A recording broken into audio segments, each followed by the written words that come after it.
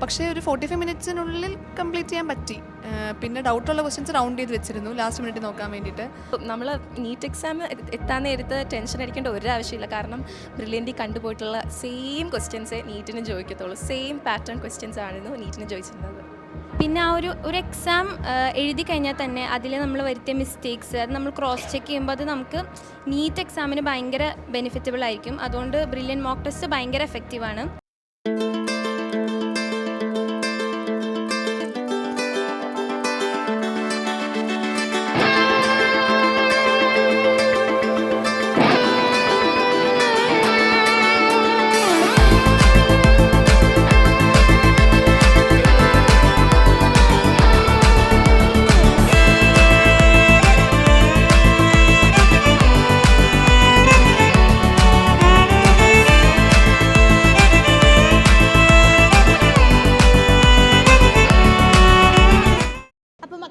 നിങ്ങൾ എക്സാമിൻ്റെ final round preparations ഒക്കെ കഴിഞ്ഞിട്ടിരിക്കുകയാണ് അല്ലേ?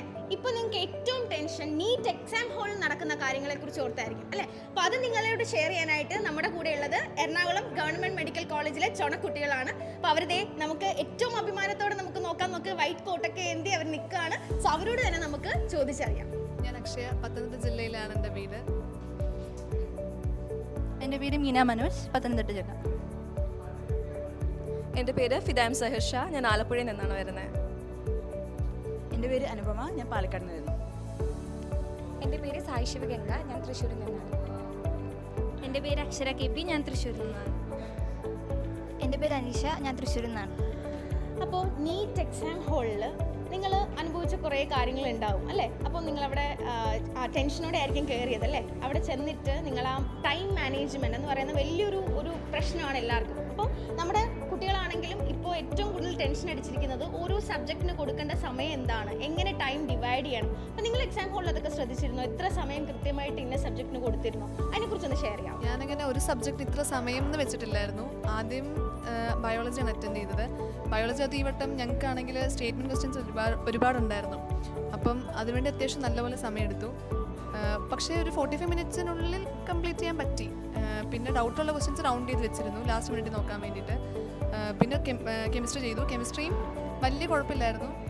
ബയോളജിനെക്കാട്ടിലും ഇച്ചിരി കൂടെ എളുപ്പമായിരുന്നു. പിന്നെ ഫിസിക്സ് ചെയ്യാൻ സത്യം പറഞ്ഞാൽ 35 മിനിറ്റ്സിനുള്ളിൽ കംപ്ലീറ്റ് ആയി. ലാസ്റ്റ് എനിക്ക് 20 മിനിറ്റ്സോളം സമയം കിട്ടി, ഫ്രീ ടൈം കിട്ടി റൗണ്ട് ചെയ്ത ക്വസ്റ്റ്യൻസ് പിന്നെ ഒന്നും നോക്കാൻ വേണ്ടിയിട്ട്. അങ്ങനെ സ്പീഡിൽ ചെയ്തു, ശ്രദ്ധിച്ച് ചെയ്തു. ക്വസ്റ്റ്യൻ 1-2 വട്ടം വായിച്ച് നോക്കി. അങ്ങനെ സമയം മാനേജ് ചെയ്യാൻ പറ്റി, നല്ലപോലെ മാനേജ് ചെയ്യാൻ പറ്റി. എൻ്റെ കേസിൽ നോക്കുകയാണെങ്കിൽ എപ്പോഴും നമ്മൾ ക്വസ്റ്റ്യൻ പേപ്പറിൻ്റെ സ്ട്രക്ചർ ഒന്ന് അറിഞ്ഞിരിക്കണം. എപ്പോഴും നമ്മൾ ബയോളജി സിമ്പിളായിരിക്കും അല്ലെങ്കിൽ ഫിസിക്സിൽ എന്ത് ആയിരിക്കും എന്ന് പറഞ്ഞ് നോക്കിയിട്ട് കാര്യമില്ല. അപ്പം ക്വസ്റ്റ്യൻ പേപ്പറിൻ്റെ ഒരു സ്ട്രക്ചർ അറിഞ്ഞിട്ട് ഏതാണോ നമുക്ക് പെട്ടെന്ന് ചെയ്യാൻ പോകുന്ന ആ സബ്ജക്റ്റ് ആദ്യമേ ചെയ്തിട്ട് നമുക്ക് അറിയാത്തത് വിട്ട് പോകും. എന്താ വെച്ചാൽ ലാസ്റ്റ് നമുക്ക് ടൈം കിട്ടുമ്പോൾ പിന്നെ നമുക്കിതിൽ തിരിച്ചു വരാം. എന്നിട്ട് നമുക്ക് കുറച്ചുകൂടെ ബെറ്ററായിട്ട് ആദ്യത്തിനെക്കാട്ടിലും ബെറ്ററായിട്ട് നമുക്ക് പിന്നെ അത് ചെയ്യാൻ പറ്റും. അതാണ് ഞാൻ യൂസ് ചെയ്തൊരു സ്ട്രാറ്റജി.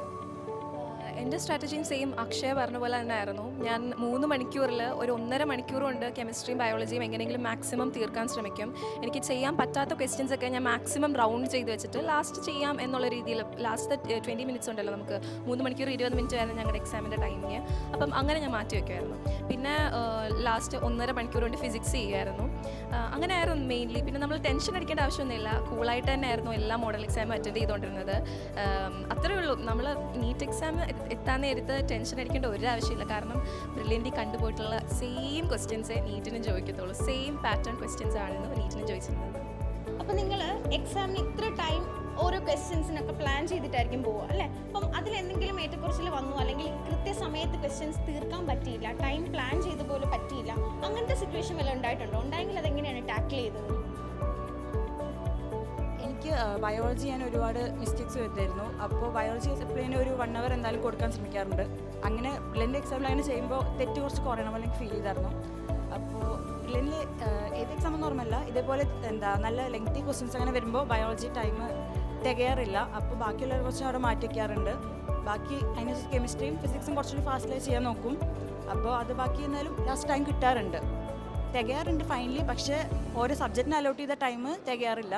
ബട്ട് ഫൈനലി ടോട്ടൽ വരുമ്പോൾ അത് ടാക്കിൾ ചെയ്യാൻ പറ്റാറുണ്ട്. എനിക്ക് ഫൈനൽ എക്സാമിന് വന്നിട്ട് അങ്ങനെ ടൈം മാനേജ്മെൻറ്റ് ഇഷ്യൂസ് ഒന്നും വന്നിട്ടുണ്ടായിരുന്നില്ല. പക്ഷേ ബ്രില്യൻറ്റിലായിരിക്കുന്ന സമയത്ത് എനിക്ക് വന്നിട്ടുണ്ട്. ഞാൻ പൊതുവായിട്ടുള്ള പാറ്റേൺ തന്നെ ഫോളോ ചെയ്യാറ്. ഫസ്റ്റ് ബയോളജി ചെയ്യും, പിന്നെ കെമിസ്ട്രി, എന്നിട്ടായിരുന്നു ഫിസിക്സ് ചെയ്യാറുള്ളത്. അപ്പോൾ ഇപ്പോൾ ബയോളജിയിൽ കുറച്ച് ലെങ്തി ക്വസ്റ്റ്യൻസ് ഒക്കെ വന്നു കഴിഞ്ഞാൽ അതിന് ഒത്തിരി ടൈം എടുക്കുമായിരുന്നു. അപ്പോൾ ഫിസിക്സിൻ്റെ ടൈം അതിനനുസരിച്ച് കുറയും. പക്ഷേ ഞാൻ അത് പതുക്കെ ഓരോ എക്സാമിൽ മാറ്റി ബയോളജിക്ക് ഒരു ഡെഫിനറ്റ് ടൈമൊക്കെ കൊടുത്തിട്ട് പിന്നെ കെമിസ്ട്രിക്ക് അതേപോലെ തന്നെ ഒരു പെർട്ടിക്കുലർ ടൈം കൊടുക്കുന്നു. എന്നിട്ട് ലാസ്റ്റ് ബയോളജി ചെയ്തിട്ട് പിന്നെ കുറച്ച് ലെഫ്റ്റ് ഓവർ ടൈം എന്തായാലും കിട്ടും. അത് വെച്ചിട്ട് പിന്നെ ഫിസിക്സ് ചെയ്തിട്ട് ലെഫ്റ്റ് ഓവർ ടൈം കിട്ടും. അപ്പോൾ ഞാൻ ചെയ്യാറുണ്ട് ബാക്കി ക്വസ്റ്റ്യൻസ് എല്ലാം. അപ്പോൾ നമ്മുടെ മോക്ക് ടെസ്റ്റുകളൊക്കെ കാര്യമായിട്ട് ഈ അവസാന നിമിഷമൊക്കെ ബ്രില്യനിൽ നടക്കാറുണ്ട് അല്ലേ? അപ്പോൾ അത് റെഗുലറായിട്ട് ഈ പ്രാക്ടീസ് ചെയ്ത് ഈ മോക്ക് ടെസ്റ്റുകളും ബ്രില്യൻ മോഡൽ എക്സാംസും ഒക്കെ എഴുതിയപ്പോൾ നിങ്ങൾക്ക് എത്രത്തോളം എക്സാം ഹോളിൽ അത് ബെനിഫിറ്റായി?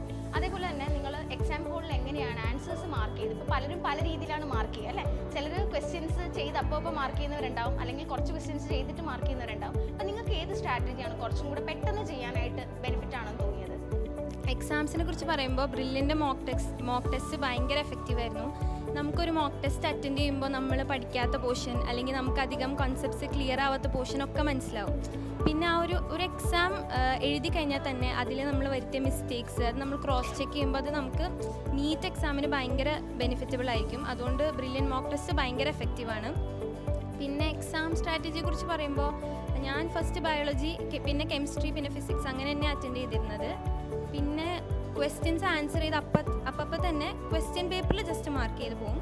OMR ആദ്യമേ പബ്ലിഷ് ചെയ്യാറില്ല. അത് കഴിഞ്ഞിട്ട് ഫുള്ള് ഡൗട്ടുള്ളത് സർക്കിൾ ചെയ്ത് വെക്കും, ബാക്കിയെല്ലാം ജസ്റ്റ് ക്വസ്റ്റ്യൻ പേപ്പറിൽ മാർക്ക് ചെയ്ത് വെക്കും. പിന്നെ ലാസ്റ്റ് ബബിൾ ചെയ്യും. അങ്ങനെയായിരുന്നു ഞാൻ ചെയ്തിരുന്നത്. ഇപ്പോൾ അതുപോലെ തന്നെ mock test, brilliant mock test 100% എഫക്റ്റീവാണ്. ഇപ്പോൾ ശരിക്കും നീറ്റ് ലെവലിൽ തന്നെയാണ് അവർ ചോദിക്കുന്നത്. ലൈക്ക് ലാസ്റ്റത്തെ ഒരു ഏപ്രിൽ എൻഡ് അല്ലെങ്കിൽ മെയ് ഫസ്റ്റ് ഒക്കെ വരുമ്പോൾ തന്നെ വളരെ നമുക്ക് അത് അറ്റൻഡ് ചെയ്യുമ്പോൾ നമുക്ക് ഏകദേശം മനസ്സിലാവും നമുക്ക് എത്രത്തോളം നമ്മൾ പ്രിപ്പയർഡ് ആണ്. അല്ലെങ്കിൽ അതുപോലെ തന്നെ അതിൻ്റെ മിസ്റ്റേക്സ് മാക്സിമം അപ്പോൾ തന്നെ കറക്റ്റ് ചെയ്ത് പോവുക. കാരണം ആ ഒരു ക്വസ്റ്റ്യൻ ആണ് നമുക്ക് നീറ്റ് വരുന്നതെന്നുണ്ടെങ്കിൽ ഒരിക്കലും നമുക്ക് ആ റിഗ്രറ്റ് വരാൻ പാടില്ല. അപ്പോൾ മാക്സിമം നമ്മൾ കണ്ട ക്വസ്റ്റ്യൻസ് മാത്രമേ നീറ്റിന് വരുള്ളൂ. അതോർത്ത് യാതൊരു ടെൻഷനും വേണ്ട. 100% കോൺഫിഡൻ്റ് ആയിട്ടിരിക്കുക. പിന്നെ ഞാൻ പൊതുവേ ക്വസ്റ്റ്യൻ പേപ്പറിൽ ക്വസ്റ്റ്യൻ സോൾവ് ചെയ്ത് കഴിഞ്ഞ് കഴിഞ്ഞാൽ ഞാൻ ഡയറക്റ്റ് OMRലേക്ക് മാർക്ക് ചെയ്യുകയാണ് പതിവ്. ഇപ്പോൾ അഥവാ എനിക്കത് ഷുവർ അല്ലാന്നുണ്ടെങ്കിൽ ഞാനത് ക്വസ്റ്റ്യൻ പേപ്പറിൽ ബബിൾ ചെയ്ത് റൗണ്ട് ചെയ്ത് വയ്ക്കും. ബട്ട് ഞാനത് അപ്പം ഞാൻ ആൻസർ ഷീറ്റിലേക്ക് മാർക്ക് ചെയ്യാറാണ് പതിവ്. ഞാനത് ക്യുമുലേറ്റീവായിട്ട് വെക്കാറില്ല. എനിക്ക് ഒരുപാട് അങ്ങനെ ചെയ്തിട്ട് ഞാനിങ്ങനെ തെറ്റിയ ഒരു സന്ദർഭം ഉണ്ടായിട്ടുണ്ട്. അപ്പോൾ പിന്നെ എനിക്ക് ഭയങ്കര ടെൻഷനാണ്. അപ്പം നീറ്റ് ഞാൻ ഒരിക്കലും മാറി ചാൻസ് എടുത്തിട്ടില്ല. അപ്പോൾ നിങ്ങളുടെ ഒരുപാട് ചോദ്യങ്ങൾക്കുള്ള ഉത്തരങ്ങൾ നിങ്ങളുടെ സീനിയേഴ്സ് തന്നിട്ടുണ്ട് അല്ലേ? അപ്പോൾ നിങ്ങൾക്കിപ്പോൾ കുറേ ടെൻഷൻസ് ഉണ്ടാവും, കുറേ ടെൻഷൻസിലൂടെയാണ് നിങ്ങൾ കടന്നു പോകുന്നത്. പക്ഷേ അടുത്ത ദിവസം ഇതേപോലെ കുറച്ച് ദിവസങ്ങൾക്ക് ശേഷം, കുറച്ച് നാളുകൾക്ക് ശേഷം ബ്രില്യൻറ്റിൻ്റെ അടുത്ത ഇൻ്റർവ്യൂവിൽ ഇതേപോലെ വൈറ്റ് കോട്ട് പിടിച്ചിരിക്കാൻ നിങ്ങൾക്ക് ഓരോരുത്തർക്കും അവസരമുണ്ട്. So all the very best. Brilliant Study Center, India's #1 coaching center for NEET and JEE.